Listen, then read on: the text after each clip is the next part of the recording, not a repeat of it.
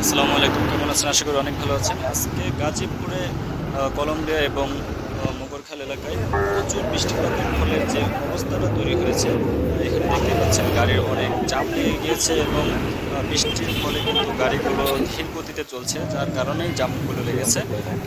এবং মোগরখাল এলাকায় প্রচুর বৃষ্টির ফলে দেখতেই পাচ্ছেন যে আসলে কি অবস্থা, পানি অনেক দূর পর্যন্ত, অনেকটা জায়গায় প্রায় হাঁটু পর্যন্ত পানি উঠে গিয়েছে।